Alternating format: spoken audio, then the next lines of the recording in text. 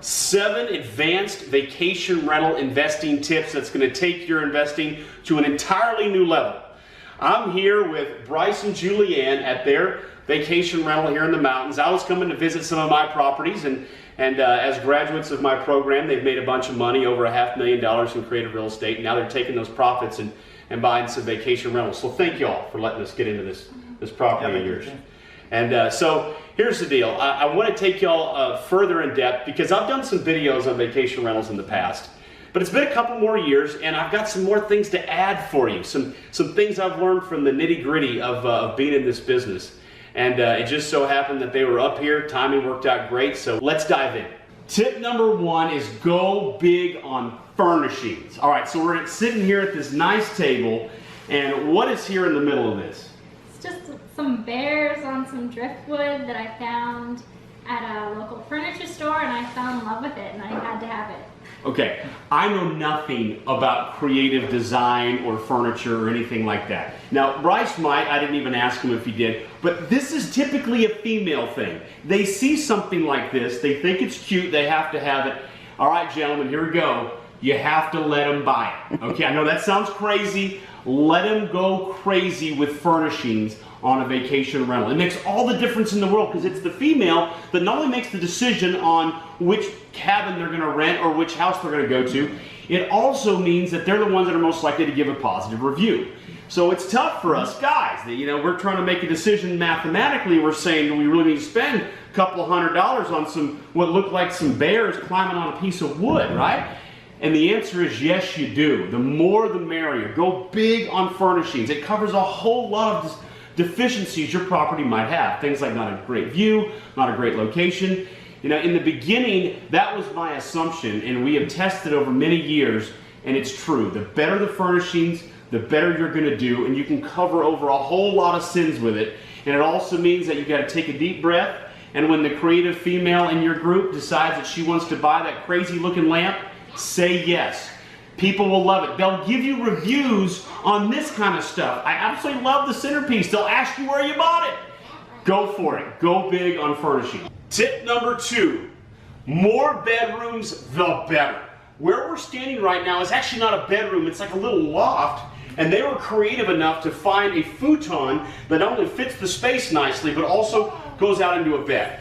And this is so important. You want to sleep as many people as humanly possible, because what's going on right now is there's a war between the hotel industry and vacation rentals, right? The hotel industry is really upset with the way things have disrupted their machine. And so what they're doing is they're trying to get governments involved to help with the land use laws, to try to shut vacation rental owners down in areas where the laws are ambiguous. Now in this area that's not a problem, but the idea is the more bedrooms, the more likely you can distance yourself and compete with hotels. Remember, hotels, they've got a restaurant downstairs, they've got cleaning facilities, they can call some sort of maid or maintenance person at any moment of time. You're a vacation rental home. You don't have some of those benefits, but where do you win? You win with the ability for people to all stay together as a family, right? Everybody together. And that makes all the difference in the world for you, not only today, but 3 years from now, 5 years from now. How do you compete against the hotels? More sleeping capacity. And so in this case, they were creative, making a 3-bedroom, basically a 4-bedroom. But I've got a 7-bedroom that does very well, and I've worked with several other people that do those bigger bedrooms, and they do great as well. So more bedrooms, the better. Tip number 3 is you need to be on solid legal footing, because if you're not, it can be a real bear. Let me tell you, I've been toe to toe with the land use and the zoning. I've had to sell some of my properties because of it.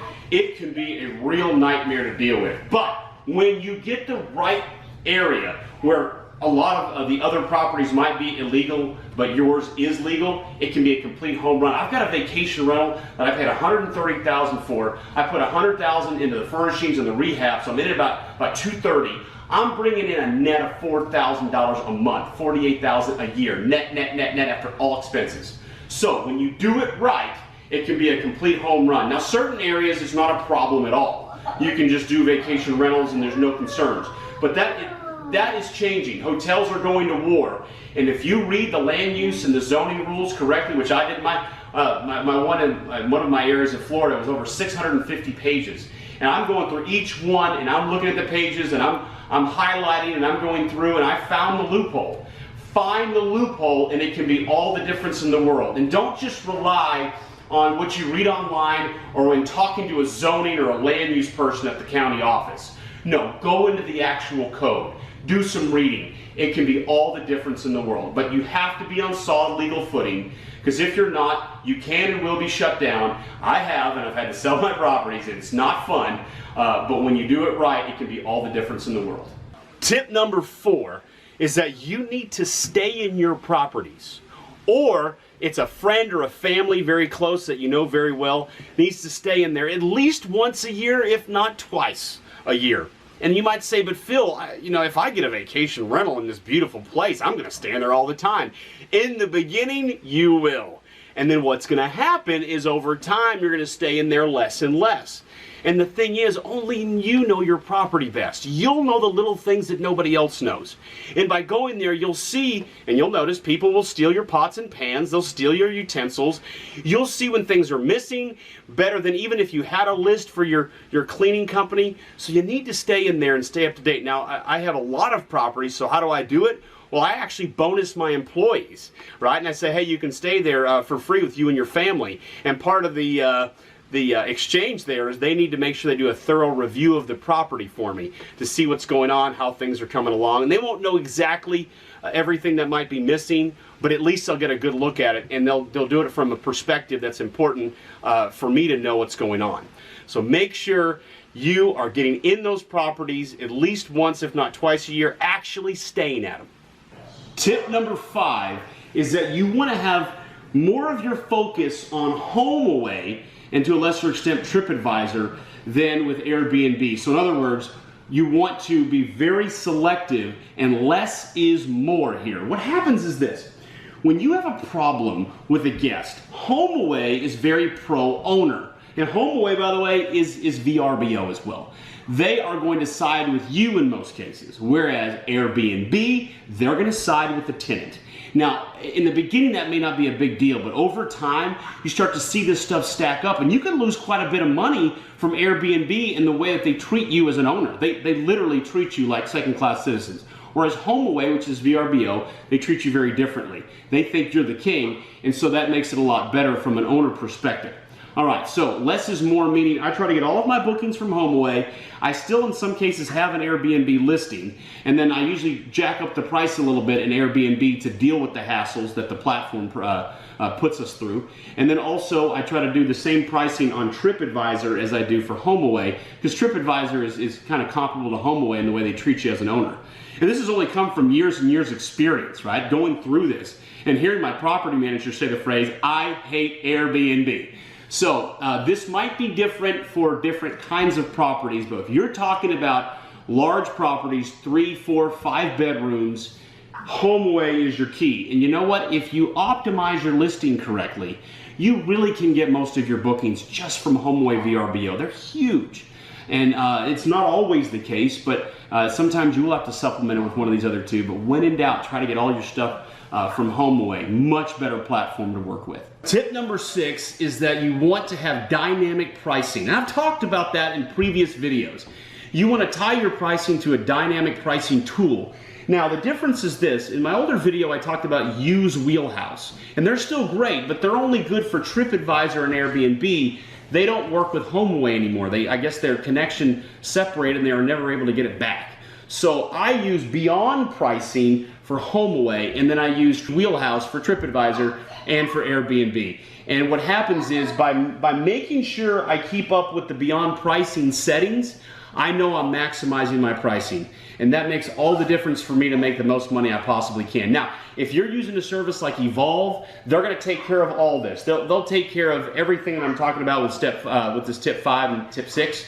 But if you're doing it on your own like I am, and the reason why I am is because I started way before I knew Evolve, and I have great reviews on my listings, and Airbnb and HomeAway won't let you transfer the listing to Evolve. So I wanted to keep that status. So I've trained a property manager, and I've kept hold of everything. But you wouldn't have to mess with this if you had Evolve. If you don't, and you are being more manual like I am, or my property manager, make sure you're hooked up on these dynamic pricing tools. They will ensure you maximize your profit, and that can be the difference between making the profit margins you want and not. Tip number 7 is go high on your cleaning fee.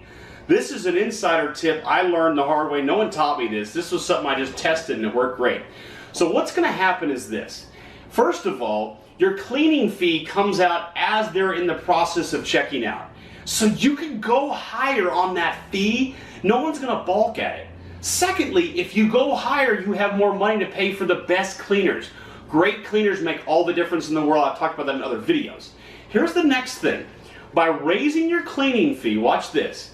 I don't charge a deposit, and I don't charge for any other damage protection policy or anything like that. So they just get to book. And a lot of times they think they've kind of 1 month over on me. They don't have to do any deposit or any damage control. And you might be thinking, to Phil, if you don't get a damage deposit, what happens if they ruin the place? Here's what's going to happen. Some of them are going to be jerks, and they're going to mess the place up. But if you're charging, let's say, rather than $120 for the cleaning fee, if you're charging $190 for the cleaning fee, that's an extra $70. Now, at times like 50 guests in a year, that's a meaningful number. And it turns out I've been able to always stay ahead. Yes, people are going to steal some of your stuff. They're going to steal some of your pots and pans. They'll steal some of these things. You're going to wonder why the heck they're stealing these things. They're going to do it, right? But when you have an extra $2,000, $3,000, $4,000 coming in because you jacked up your cleaning fee, you have enough money to pay for all that stuff again. And it's worked for me for now 5 years, and I've got a ton of vacation rentals. I don't charge a deposit, I don't charge any extra or require a damage policy, and yet my stuff stays dialed in and I actually do better. Now, I do think that ultimately over time with inflation, if I have to break the $200 mark for the cleaning fee, that's going to be interesting. I've never broke the $200 mark for cleaning fee. But when I do, I still think I'm going to be okay, because ultimately people are less likely to balk at a cleaning fee than they are at your overall price. So make sure that when it comes to the cleaning fee, you jack that thing up and you use that extra money to cover all the problems that could come up. All right, now here's a bonus one. All right, I'm going to call this tip 8.